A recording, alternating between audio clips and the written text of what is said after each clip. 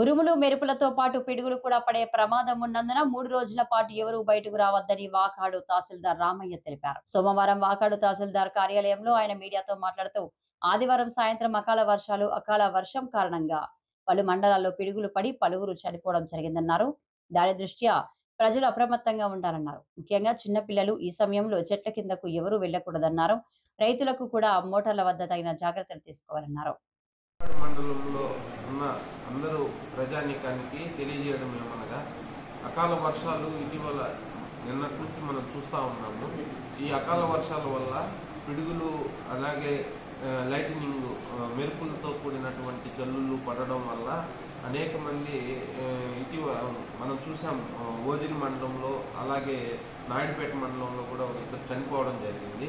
అలాగే మన మండలానికి సంబంధించి బాలరెడ్డిపాలెం ఎస్టీ కులానికి చెందిన వ్యక్తి కూడా చిల్లకూరు మండలంలో బాతులు మేపుకోవడానికి వెళ్ళి అక్కడే చనిపోవడం కూడా జరిగింది. అదంతా చూస్తున్నాం మనం. కాబట్టి గౌరవ కలెక్టర్ గారి ఆదేశాల మేరకు ప్రజానీకానికి తెలియజేయడం ఏమనగా ప్రజలందరూ కూడా ఈ 3 రోజులు ఉరుములతో కూడినటువంటి జల్లులు పిడుగులు పడే అవకాశం ఉన్నందున మీరు ఎట్టి పరిస్థితుల్లో కూడా బయటకు రావద్దని చెప్పి తెలియజేస్తూ ఉన్నాము. వర్షం కురిసేటప్పుడు అలాగే జంతువులను కూడా పాకల్లో కట్టేయకుండా అవన్నీ కూడా ఆరుబయట ఉండే విధంగా చూసుకోవాలని చెప్పి కూడా ముఖ్యంగా తెలియజేస్తూ ఉన్నాము. ముఖ్యంగా పిల్లలనైతే అసలుకి ఎక్కడికి చెట్ల కిందకి కానీ ఇట్లా పంపించొద్దు. ముఖ్యంగా తాటి చెట్ల కిందకి కూడా ఎక్కువగా పంపించకూడదు. ఎందుకంటే ఈ పిడుగులు అనేటివి కూడా అక్కడే ఆకర్షిస్తాయి. కాబట్టి ఎత్తైన చెట్లు అక్కడ పిడుగులు పడి ఇబ్బంది పడే పరిస్థితులు ఉన్నాయి. అందరూ కూడా ప్రజలు గమనించి గౌరవ కలెక్టర్ గారి ఆదేశాలను పాటించాలని కోరుతున్నాను.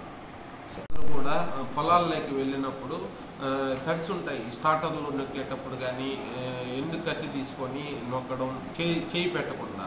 అలాగే రైతులు ఎట్టి పరిస్థితుల్లో స్తంభాలు ఒరిగే పరిస్థితులు ఉన్నాయి. అవన్నీ కూడా స్తంభాల దగ్గరికి వెళ్లకుండా చూసుకోవాలి. ఏదైనా మీకు సమస్య ఉన్నట్లయితే వెంటనే మా దృష్టికి తీసుకొని వచ్చినట్లయినా, లేదంటే ఎలక్ట్రీషియన్ గారు ఉన్నారు వాకాడికి, వారి దృష్టికి తీసుకొని వచ్చినా అక్కడే వెంటనే పరిష్కారం అయ్యే విధంగా మేము చూస్తాం.